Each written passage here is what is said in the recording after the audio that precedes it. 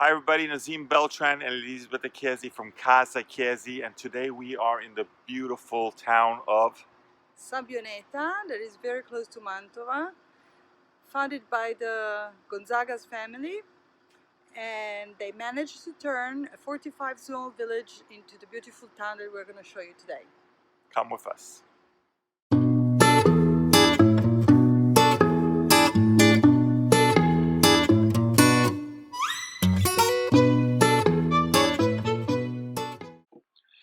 The Gonzagas of Mantova were politicians, landowners, and patrons. In the course of history, the members of this powerful family have covered a fundamental political role. They were one of the most famous families, protagonists of Italian and European history from the 14th to the 18th century. They ruled the region of Mantua from 1328 until 1707. Sabbioneta was built between 1556 and 1591 by the will of Vespasiano Gonzaga, who is the main character of our story. There are two accesses to the Citadella. One, we just crossed, is La Porta Imperiale on the west side of the city, and on the other side there is Porta Vittoria on the east side. The two entrances are connected by an axis that it works a little bit like un decumano at the Roman time. If you look at the drawing of the town seen from above, it looks exactly like an intact star with 6 bastions on its tips. But the prince's vision was not only limited to that of an urban context.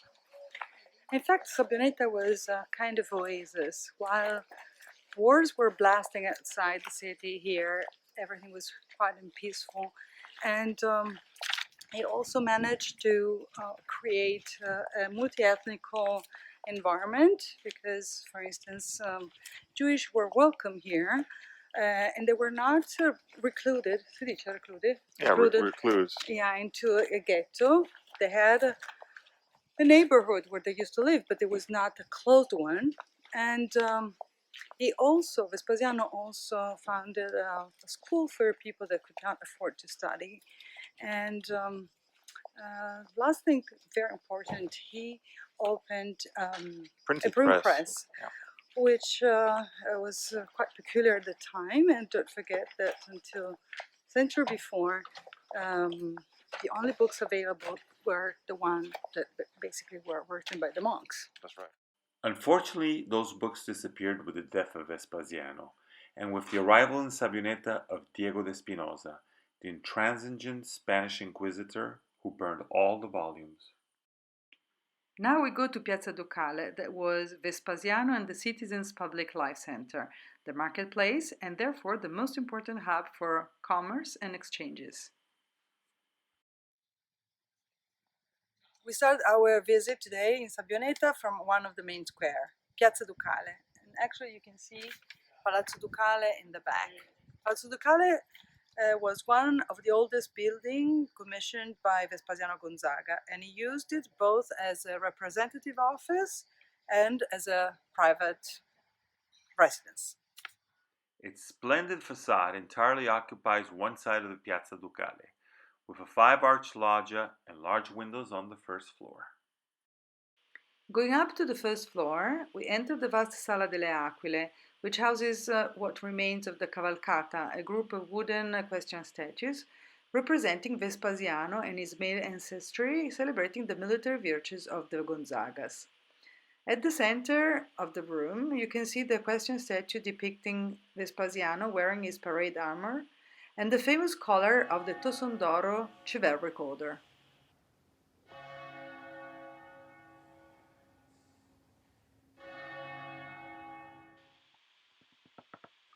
While we briefly show you more details of Palazzo de Cali, we want to introduce you to the importance of this piece of jewelry we just mentioned, the Toson d'Oro. Let's move to the Church of Santa Maria la Incoronata, where we will tell you the story. The church you see behind is Santa Maria Incoronata, which is an octagonal church, very pretty, that was built between 1586 and 1588, and it was supposed to be the Famiglia Gonzaga's Palatine Chapel. On July 1988, during the church renovation, they found an hypogeum right under the floor.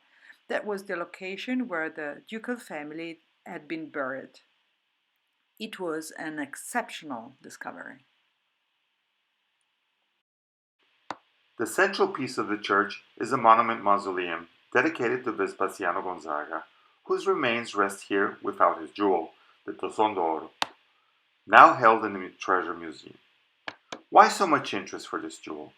The Toson d'Oro was an award given by the Habsburgo family as a sign of great honor. The pendant bow was supposed to be given back within 3 months from the death of the knight to whom it had been given. Instead, in the case of Vespasiano Gonzaga, it was buried with his body and it never went back to the imperial family.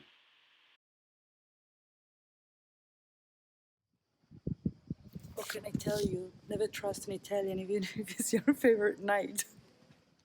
Now, you think we are in front of a Cristo installation, but no, this is Il Teatro L'Antica, which, by the way, is one of the main attractions of Sabbioneta. But at the moment is closed due to a very heavy renovation. Yeah, so what follows is a series of photos that were kindly granted to us from the tourism office, which will show you the beauty of this theater inside. But we're coming back in the future to check it out. Yeah. Inaugurated in 1590, the Teatro L'Antica, designed by Vincenzo Scamozzi from Vicenza, together with the Olympic Theatre in Vicenza, is one of the first covered theatre built from scratch, not from a pre-existing structure. Here too we find many references to the Roman world. For example, the Latin aphorism placed on the facade of the theatre, Roma quanta fuit ipsa ruina docet, which means how great Rome was, the ruin teaches it. And now let's move to our last locations, the Palazzo Giardino and the Galleria degli Antichi.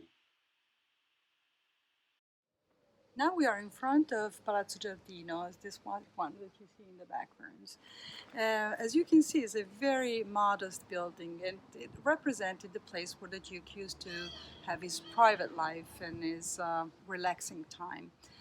In spite of all the decoration that we are going to show you inside afterwards, it keeps his intimate how can I say, dimension, atmosphere, which shows the necessity of the Duke to have also Contemplative life. Yeah, a contemplative life. You will be impressed with the state of conservation of these rooms.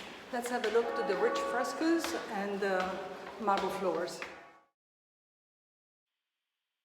Vespasiano was a man at arms, but also an intellectual and a fine art lover, with a deep admiration for the classic art, especially the Greek and the Roman era. Here he loved to retire to study under the quiet of the decorated ceilings and the peaceful Italian garden that unluckily have been destroyed over time. From his apartment in La Rocca, the Duke crossed the armory through what is called a small corridor and could reach undisturbed the Palazzo del Jardini's noble floor. And here we are in the Galleria degli Antichi, which is built at the same period as the Palazzo del Jardino, also called Corridor Grande. and it consists of a pedestrian walkway with 26 openings. The arcade is 97 meters long and has a closed gallery on top, which we are going to visit later on. The exterior, which reminds us of the Roman aqueducts, is all in exposed bricks, and it tells you a lot about Vespasiano's passion for the Roman period. Despite its name, the gallery does not connect buildings, but was built to hold the archaeological, mainly Greek and Roman collection that Vespasiano purchased in 1578. The long painted gallery is really impressive. The wooden ceilings decorated with small golden rosettes once were probably painted in blue. The painted perspective of the two short sides of the gallery, painted by Giovanni Alessandro Alberti from Tuscany, give a further sense of depth to the room. Here we are, it's almost sunset. We are again at the end of our visit to Sabbioneta.